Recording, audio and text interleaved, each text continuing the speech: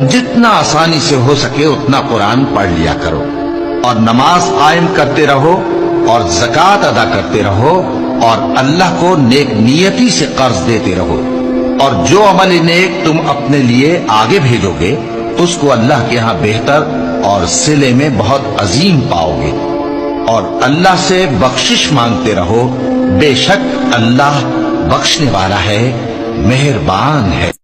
لوگو، اللہ کا وعدہ سچا ہے تو تم کو دنیا کی زندگی دھوکے میں نہ ڈال دے، اور نہ بڑا فریبی یعنی شیطان تمہیں اللہ کے نام سے فریب دے۔ شیطان تمہارا دشمن ہے، تم بھی اسے دشمن ہی سمجھو۔ وہ اپنے پیروں کے گروہ کو بلاتا ہے تاکہ وہ دوزخ والوں میں ہو جائیں۔ استعینوا بالصبر والصلاة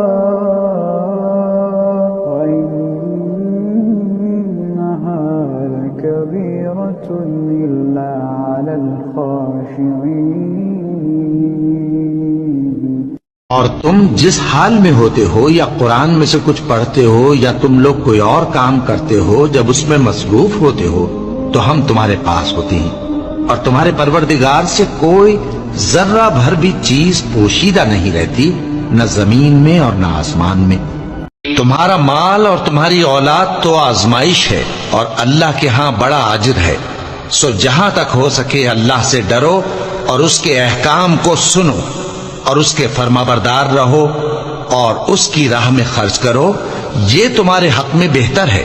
جب ہم انسان کو اپنی رحمت کا مزہ چکھاتے ہیں تو وہ اس سے خوش ہو جاتا ہے، اور اگر ان کو انہی کے اعمال کے سبب کوئی سختی پہنچتی ہے تو سب احسانوں کو بھول جاتا ہے۔